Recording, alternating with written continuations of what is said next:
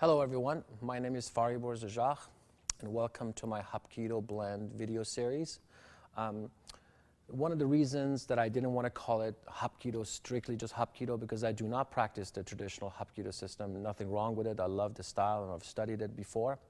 I mix it with the reason why we call it blend. To me, blend means multicultural martial arts based on usefulness, which was actually coined by Fred Degerberg and Sifu Ron Balicki. And so during these series, I'm going to be talking about a few different aspects of the art. And the thing that I want you to remember is that there is what we call an absolute truth and what we call a relative truth. And everything that I talk about in these series are my truth, not necessarily, they don't have to be your truth, but they are mine and they're not necessarily the absolute truth. But this is what I'm understanding, this is my experience of the arts and what I've learned. And hopefully it'll be something that you guys can add on to your own library of the stuff that you already do. In each of the series, I introduce you to a concept.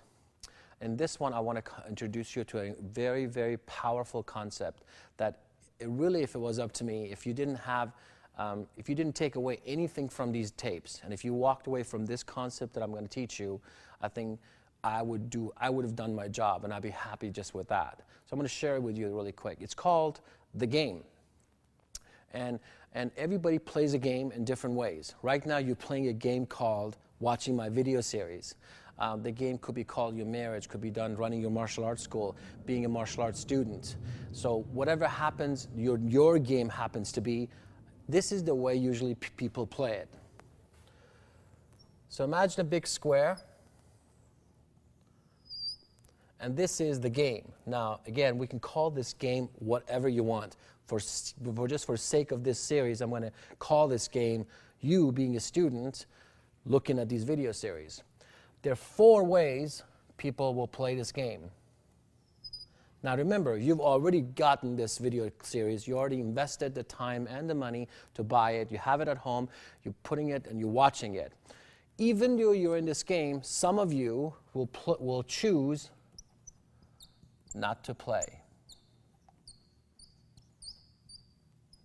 What that means is that you get it, but you're right from the beginning, you shut it down. You don't want to be in this thing. A lot of people who play with this game play this thing called checking it out. They just want to check it out. They're not really there to learn from it.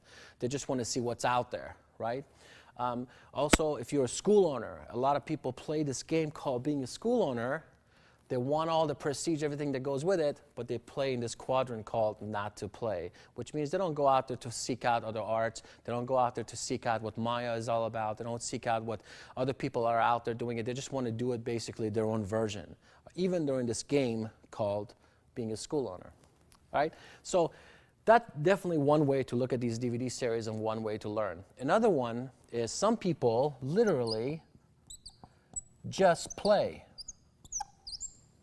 So how does that feel? Just play means people only do the things that feels good to them. If it feels good, they do it. If they don't feel good, nah, they don't want to do it, right? So even though you look at these video series, there's a few things, you only go after the things that feels good for you to do, or you think, you know, well, you will look cool if you're doing it, right? So it all goes back, you just want to play, right? There'll be a few of you who play in this one. There'll be a few of you who play in this one.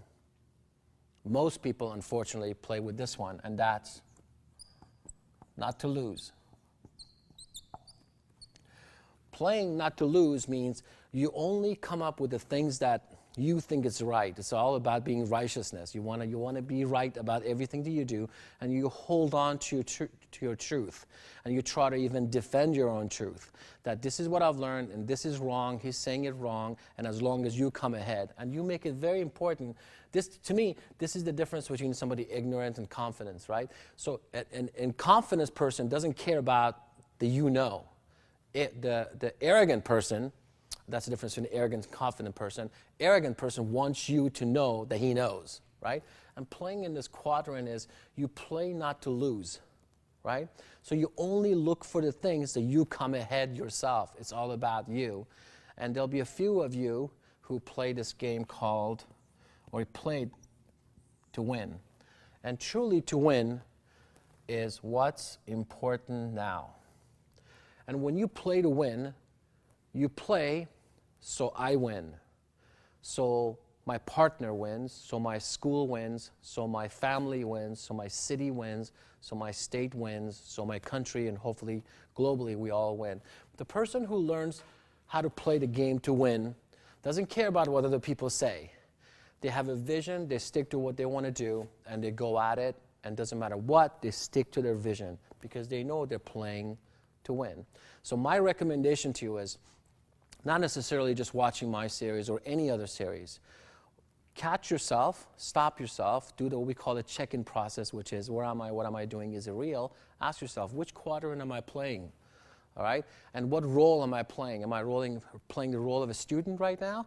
Or am I judging this? Or whatever it is you're playing. Go back and say, if I'm playing this one, let's change it. This basically means be a VIP. For my school, that's very important for my students. Okay? So be a very involved person. Participate. Don't be I have a great t-shirt I forgot to wear. I should have worn it today. It says, life is not a spectator sport.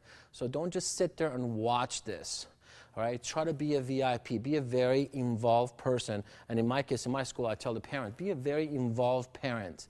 Be involved. And how do you be involved? You jump into the game. Right? You recognize the game. You don't go over here and just kind of sit back and say, I'm the man, whatever. And you don't come over here and only do the stuff that looks cool, right? Without, going to all the fancy stuff first, without learning the basics, right? Don't be over here. Don't be judgmental. Don't say this is right or wrong. Try to go back and study it and see where the person's coming from and what you can take from it. But more importantly, learn it to share it, okay? Because we're all here to win. So this concept was one of my turning points in my martial arts career. So that's why I really thought it's important for me to share this with everyone, because other people shared it with me. I've been incredibly blessed to train with some of the best martial artists in the world, starting from my own teacher, Master Steve Sexton, who, made me what I am today. And because of him, I have all these opportunities now. But more importantly, he put the seed in my head to be open-minded. Okay, don't be closed-minded. Open your eyes to see what's out there. And to me, that's really what the word Hapkido means. It means no set patterns of movement, right? The way of coordinated power. To me, that's what it means, right? There are people that I've trained with that I want to acknowledge, especially in this first series that we're doing, the joint locks. There's been a few gifts in my life. One of them is Grandmaster Taejun Lee from the Harangdo organization. And if you want to know more about joint lock techniques, or if you want to know about traditional martial arts, truly traditional Korean martial arts, which I value highly, and he's the man to go to, seek him out. Grandmaster Taejun Lee, seek him out, because he comes from a point, everything that I wanted to learn martial arts for, he has. He offers that, all right? And so I want to definitely acknowledge the gift that has been into my life. And when we get to other DVDs that I'm going to be talking about, I acknowledge the specific people that have helped me during that series. But for joint locks, my instructor, Master Steve Sexton, was my first point of reference, and he's the one that, like I said, put the seed in me. Then I continued with the joint lock techniques, studied some Kali, some Filipino arts, some joint locks, lock flows with, Sifu Rambaliki. And then I kind of went back to the history of the Korean systems, and we went back to the Harangdo, went back to Hapkido, went to Daito-ryu Aikijutsu, and kind of worked on what the joint locks were all supposed to be. All right. So again, welcome to this series. I hope you enjoy it, and more importantly, I hope you play to win through the series and to look at it. And I'd be more than happy to give you guys any more feedback, anything you want to particularly know about any of the joint locks, contact me through Sentry, and hopefully I can look forward to hearing from you more.